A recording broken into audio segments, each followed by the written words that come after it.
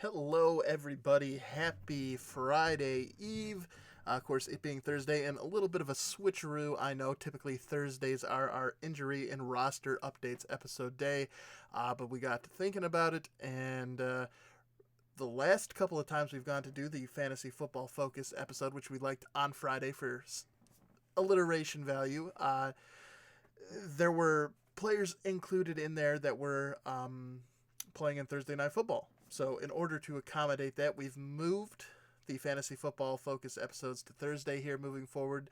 So, in case there's anybody they're recommending starting or sitting in those games, we can pass that knowledge on before the game so you have a chance to take advantage of that. And then we'll still be doing, plus, on the plus side for the injuries and roster updates, it also gets us another day. It's the last day of practice. We should know whether or not players were practicing, and it should give us a little more definitive information for that episode as well. So it seems like a win-win. Should benefit the value of this fantasy football focus as well as our injury roundup. So good things all around. Of course, that being said, for today's episode, there really aren't any players included in Thursday Night Football. But that's just how it goes. For today's episode, we are going to be taking a look at Scott Barrett's recommendations for stardom or situm here in Week 6. Scott Barrett is the senior football analyst over at Pro Football Focus (PFF). Links down to the article are going to be in the description of the video, as well as a link to his Twitter if you want to follow him. And Pro Football Focus also has a pretty nifty tool they use where their staff ranks fantasy football players for each week. So if there's anybody in this video that you're interested in for your own team that we don't go over here, definitely recommend checking out that fantasy ranking tool there.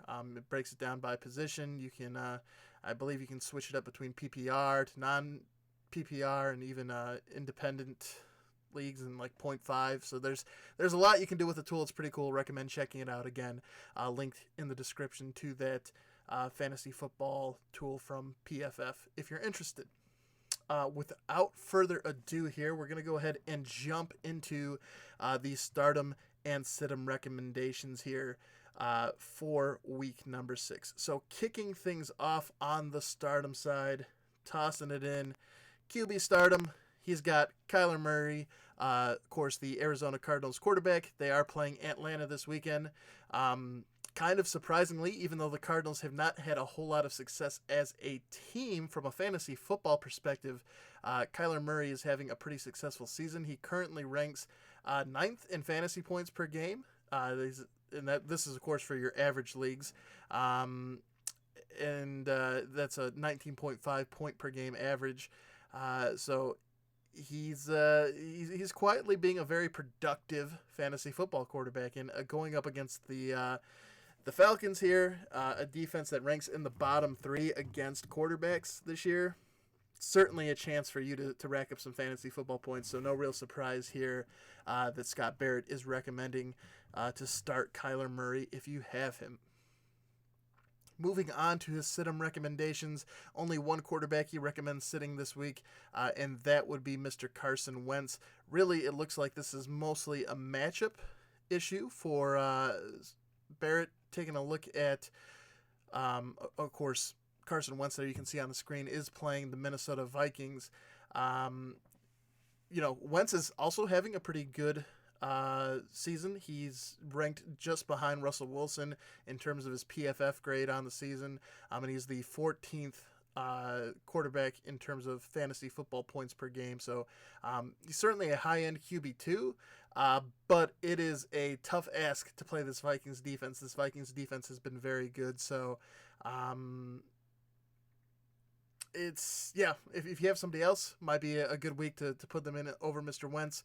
Again, he's having a pretty good season, but a very tough opponent this week in the Minnesota Vikings. So if you do have another option at QB, you might want to explore that this week. Taking a look at his suggestions on the running back side, you can see we got 5 running backs here, kicking things off with Mr. Mark Ingram with the Baltimore Ravens. this is more of a pick for if you're in a shallow league, but he is a big touchdown or bust type running back. He hasn't had a ton of yards, but he has been scoring those fantasy points because he has been getting into the end zone.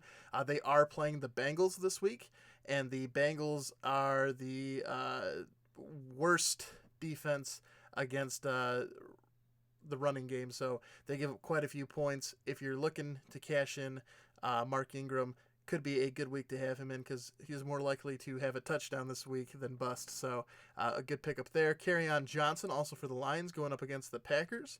Of course, he is now pretty much the main featured back. They do mix in a little bit of Ty Johnson and J.K. McKissick, but for the most part, it's the Kerryon Johnson show in Detroit. They're coming off the bye week, and they get a Green Bay defense, which has been very good, but really due to their scheme, they give up actually quite a bit of points to running backs in terms of fantasy points. And they're giving up actually the third most fantasy points per game to opposing running backs, averaging 31.6 points per game. So could be a good week to have Kerryon Johnson in your starting lineup because the Packers defense overall has been very good in terms of their actual play on the field, but from a fantasy perspective, certainly giving up quite a few points there to opposing running backs. The third guy listed there is Melvin Gordon. Of course, he has returned to the Chargers, and he hasn't had a breakout just yet, but certainly an opportunity for him here against Pittsburgh. Again, another team that's sort of struggling to go ahead and be successful. And he should be getting the bulk of the activity now. I know he's been since he's returned, he's been splitting time with Austin Eckler, but he should be the primary guy here starting this week and moving forward. So an opportunity to reap the benefits there from a fantasy perspective. Another start, and especially if you're in deep leagues, is Mr. Adrian Peterson. Of course, there is a lot going on with Washington. They're a little bit of a dumpster fire themselves, but good news for them, they are playing the Miami Dolphins, who are terrible. Considering that, it may be an opportunity for the Washington Redskins to get their first victory of the season. Peterson last season averaged 16.7 fantasy points per game in wins and only 8.5 in losses. Of course, they've had a lot of losses so far this season, but going up against an opponent they're actually favored to win against could be a decent fantasy football day. If you're in a pinch, Peterson could come through for you. Another potential option is Malcolm Brown. Todd Gurley is dealing with a bruise in his thigh, and not sure if he's going to miss that game or not, but could be a good mid-range running back number 2 if you're looking for somebody there. San Francisco is a bottom 5 matchup. They don't give up a whole lot of fantasy football points to opposing running backs. However, Sean McVay definitely features the run in his offense, so just by sort of the volume he'll be getting there as the running back number 1 if Todd Gurley can't go. Certainly Malcolm Brown could be a good option for you as the Rams clash with the 49ers. There was another person, and you can check him out in the article, John Hellman. He is the de facto spot start running back for the Giants, but the Giants are playing the Patriots, so really not a great option. Yeah, he might be the number 1 running back, but they're playing the Patriots, so even though he's the number 1 guy, it's going to be tough sledding. So if you're really desperate, John Hillman could be John Hilliman. There's an extra I there. Could be a guy you might want to check out, but again, definitely not a favorable matchup considering the fact he's taking on the New England Patriots. In terms of the sit-em, we have Delvin Cook. Delvin Cook really going with the bench there just because, again, it's more of a matchup thing. The Eagles are actually very good against the run. They've only given up 2.81 yards per carry. They're not giving up a whole lot of points to fantasy running backs. So if you have a better option, you might want to look there. But I feel like for a lot of people, if you do have Delvin Cook, he's probably your best option to have in, even though he does have a tough matchup. But if you do have options at that running back slot and do have some flexibility, that Philadelphia matchup for the Vikings is going to be tough for them to run the ball. Sticking with that same game, Jordan Howard is also the person they recommend sitting here.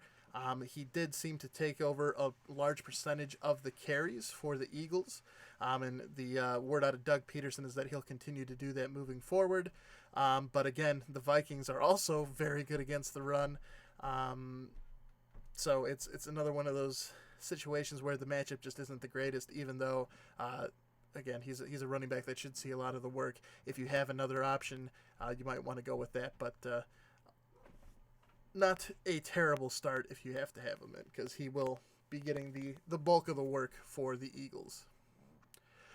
At the wide receiver position, we have quite a few guys to go over here in terms of stardom. The first one is Keenan Allen for the Chargers, and really he is one of the few offensive weapons left for the Chargers. Of course, the Steelers have also been a little susceptible to the wide receiver position, specifically the slot wide receiver, and that's where Keenan Allen likes to play. So certainly an opportunity for him here to have a big day against Pittsburgh. Scott Barrett's ranking him as a high-end wide receiver one this week, so if you got him, be sure you have him in your lineup.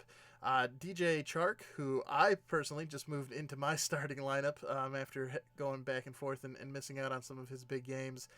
For Jacksonville, they'll be taking on the Saints. Right now he's one of the top 5 wide receivers in the league in terms of fantasy points per game. He's averaging 21.1. It's a pretty substantial start to the season. It's, as Scott Barrett says here, he doesn't expect him to keep up that pace throughout the entire season. But certainly right now, DJ Chark is certainly having a very good streak of games here. So if you have him, it's kind of hard to have the argument to keep him on the bench. And of course, Marshawn Lattimore is unlikely to shadow him as they take on the Saints. So there's certainly an opportunity for him, even though the Saints defense has been very good, for him to get some production, because it doesn't seem like Lattimore will follow him around the field. Also on the start side of things, we have Josh Gordon with the Patriots. He is questionable heading into the week, but if he is going to be active, certainly someone you want to have in your starting lineup. He's averaging 8.7 targets per game, so almost 9 targets at home, so he should be getting quite a bit of the work. Philip Dorsett has already also been ruled out, and it means that there should be even more opportunity for Gordon to get the ball thrown his way. Should be a good chance for him to feast on a defense there against the Giants that isn't really very stout against the pass.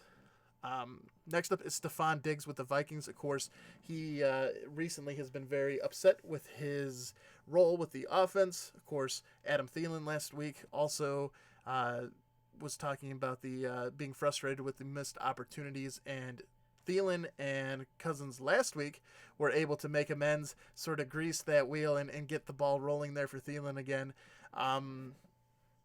Really, if it doesn't pan, as Scott Barrett points out, this is really an important week to get Stephon Diggs back inside that Vikings offense. They're going up against Philly, who certainly struggles against the pass. If you're not going to get him involved this week, I'm not really sure when Minnesota is going to be able to bring him into the fold and make him a featured part of that offense. So I imagine Kirk Cousins is going to try and build that bridge, bring him back into the warm embrace of the team and get him going. But certainly an attractive matchup, and hopefully you'll see him benefit from the fact that he is unhappy and they have yet to really get him involved. Again, Philadelphia's defense has given up the most fantasy football points per game to outside wide receivers, and Stephon Diggs makes his living on the outside, so could be a good week for him if you have him in your lineup. And next up we have Curtis Samuel with the Carolina Panthers. Of course, they'll be playing Tampa Bay in London. The Tampa Bay's rush defense is really good. They don't give up a whole lot of points, which means it's going to be on Kyle Allen and that Carolina Panthers passing game to get things done if they want to leave London with a victory against Tampa Bay. So Samuel is been targeted 24 times. He's got 11 receptions and 179 yards in his last 2 games against Tampa Bay. Certainly an opportunity for him here in London to get some points. And I want to say Tampa Bay is similar to Philadelphia. They struggle with outside wide receivers. They've given up the 6th most fantasy football points per game to outside receivers. So Samuels is definitely a guy they like to try and stretch the field with there in Carolina. So look for him to have a good fantasy football day. And one more start there. Toggled the wrong one. There we go. Is Preston Williams with the Dolphins. If you are in a deep league and you're looking for somebody to fill a void, if you're real desperate in one of those deep leagues, Preston Williams could be your guy for filling in for a spot start. He's become Josh Rosen's favorite target. And it's one of those things where if he's the number 1 receiver, you could do worse as a wide receiver number 3. Certainly I wouldn't expect him to come out and carry your team. But again, Washington's defense, they haven't gotten a win this season for a reason. They certainly struggle. Could be a good start there for you if you're in a pinch. And I can see there CJ asking about Josh Gordon or Terry McLaurin, Scary Terry in standard. Really, I think it's something you got to keep an eye on. I would go with Josh Gordon as long as he's going to be active, but you're going to want to definitely pay attention and make sure before tonight here that he is listed on the actives. I'd definitely go check out the Patriots Twitter page to make sure that he'll be playing in this game. As long as he's active, I think he'll definitely get the volume you need to be successful. But otherwise, if it looks like he isn't going to be playing in tonight's game, I would definitely go with Scary Terry with Washington. Looking at the sit-em side of things for wide receivers, the big one here, of course, is Mr. Mike Evans. Again, they're playing the Panthers in London. But while Chris Godwin has been a must-start for Tampa Bay, a lot of that productivity that in the past has gone to Mike Evans has definitely been routed towards Godwin. So, it could be a similar thing where similar to Stephon Diggs, where they try and get him involved in the offense and grease that wheel, bring him back into the fold. Maybe Jameis Winston looks that way. It just looks like at the moment that Jameis Winston is much more comfortable throwing to Chris Godwin and some of the other guys. It seems like a tough ask. Of course, Evans also expects to see a lot of coverage from James Bradbury this week, who has been one of the better corners. He doesn't give up a ton of points against other receivers, and he isn't like a absolutely hard sit this game. Scott Barrett points out here it's one of those things where because Bradbury is such a good corner, you should expect to see below average production. And unfortunately, I think for a lot of Mike Evans fantasy football owners, he's maintained what they would consider below average production all season long. So I would think that would continue here Sunday morning against the Panthers. Next up is Juju Smith-Schuster. The Steelers, again, taking on the Chargers. Again, it's not a thing where it's he's a straight outright sit-em. But if Mason Rudolph is out for the Steelers, it's certainly something where you may want to have him out. Even if Rudolph does play, it is a tough matchup for him. He'll be going up against Desmond King on the majority of his routes, and either that or Casey Hayward, and they're both very good against opposing wide receivers. So again, definitely something to pay attention to with Juju, whether or not Mason Rudolph is a go there at the starting QB spot. And again, it's really just not a favorable matchup. So if you do have another option there, might want to consider benching Juju for this week. The last one there is Golden Tate. Of course, he has come off suspension and returned to the Giants. Sterling Shepard and Evan Ingram also will be out tonight against the Patriots. So he should, by process, see a lot of volume. But the Patriots have been very good against slot wide receivers, and they're giving up not a ton of fantasy football points to slot receivers or the other team's number ones. Again, if you're in need of a receiver, he just by sheer volume, he may be a good start for you, but Scott Barrett is only projecting him to be a low-end wide receiver for this week. So, the Giants it's a rookie quarterback going into Foxborough to take on the New England Patriots and Bill Belichick. It's not a great situation.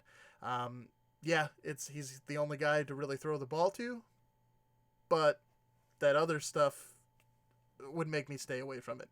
If you don't have anybody else, maybe you play him, but I wouldn't be holding out hopes that he's going to carry this week of fantasy football for you.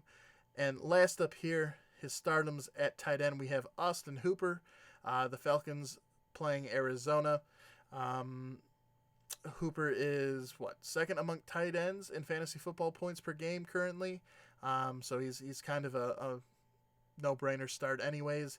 And then the other one to keep an eye on is Will Dissly, who has sort of been emerging here lately, especially since Nick Vanette has been traded to the Steelers. He's sort of been stepping up and filling that role of being the tight end. According to Scott Barrett here, he is a tight end one until further notice, especially the way that Russell Wilson in that Seahawks offense is playing. There's a lot to like there, so if you do have Will Dissly, I would probably start him until further notice. Going to be very interesting to see how things go. So with that all done and out of the way, all that's left to do is to go over mine and Joe's picks here for Thursday Night Football. We're also going to take a look at the Sunday morning football games as well. The Sunday morning football game, which again is the Carolinas Panthers and the Tampa Bay Buccaneers, just because that game kicks off at 9:30, so the regular Pick'em show doesn't start until noon. So we'll get those picks locked in here, and we'll start off with the Thursday Night Football matchup. Again, it's the Giants traveling to Foxborough to take on the Patriots. Both Joe and I going with the Patriots. As I mentioned, it's a rookie quarterback going into Foxborough to take on Bill Belichick. Not a recipe for success. I think it's a pretty no-brainer. Patriots undefeated, and I would be very surprised if they pick up their first loss on the season at home to the Giants. But the Giants have found ways to beat Patriots in the past, so it could happen, but I'm not going to be the one that comes out and picks it. So both me and Joe going with the Patriots there. And then in terms of the London matchup between the Panthers and the Buccaneers, me and Joe both going with the Panthers in this game as well. So not a lot of dissension there in our picks, but this game is actually a pretty interesting one, and I struggled coming up with my pick there because the Panthers 3-2, Tampa Bay 2-3 heading into this game. Obviously, the game's being played over in London. No way to really tell how that's going to impact either of these teams. Having to travel for that, even though it's a home game for Tampa Bay, that change in venue could impact either team. As I mentioned earlier, Tampa Bay's rush defense ranks amongst one of the top in the league. They definitely are much more vulnerable in the passing game, but Tampa Bay is one of those teams where I feel like you don't really know what you're going to get out of them week to week. It's kind of hard to judge what team's going to be walking through that tunnel. So, with the Panthers, it seems pretty straightforward. Give the ball to Christian McCaffrey as much as you can. I want to say through the first 5 games of the season, he's accounted for like 57.1% of their offensive plays. So nearly 60% of their offense is running through his running or catching the ball is coming through him. So, with the Buccaneers being a good rush defense, and they held him to under, I want to say under 70 yards rushing in their first matchup. it could be a long day. It might be up to Kyle Allen in that passing attack to get the job done there. But again, going with the Panthers, it's one of those games where I don't really feel great about either team, and it's going to be interesting to see what happens when they square off. Of course, Tampa, they've already met previously in week 2 of this year, so it's kind of weird that, here we are in week 6 and they're already going to have played both of their games against each other. Tampa Bay did win that game in Carolina. They won it 20-14. So we'll have to see. Jameis Winston and co. That offensive line is not very good, and the Carolina pass rush, I want to say, is like second in sacks or something like that on the season. So that could be an area of concern if you're a Tampa Bay fan. Like I said, me and Joe both going with the Panthers in that game, but going to be very interesting because there's the whole factor of it being played over in London. Not really sure how that's going to impact either team. And then the Panthers seem to be the more consistent team, which is why I chose them ultimately. But Tampa Bay, it's really hard to get a good gauge on them because, like I said, you never really know what version of them is going to come out through that tunnel. So could be a interesting game there Sunday morning to keep your eyes on. That will go ahead and do it for today's Fantasy Football Focus episode. Want to thank everybody for tuning in. If you did enjoy the show, please do help the channel grow. Hit that like button. If you haven't done so already, please consider subscribing to the channel. It really does help us out. We do have a goal of reaching 100 subscribers for the channel so we can get a custom YouTube URL. We're making great progress towards that, but still a ways to go there. So if you haven't done so, please do consider subscribing. And if you want to be kept up to date when all our new videos are coming live, of course, like I mentioned, we'll have the injury roundup episode tomorrow. Saturday, we'll have the Pick'em episode. And then, of course, Sunday, we'll be doing the Lions pregame. If you want to be kept up to date when all those videos go live, make sure you ring the bell as well. That way you get a notification either to your browser or your mobile device, and you can tune in for those videos. Until tomorrow, I'm Kevin Marheine. This has been the Lions Grid. We'll catch you during the next video.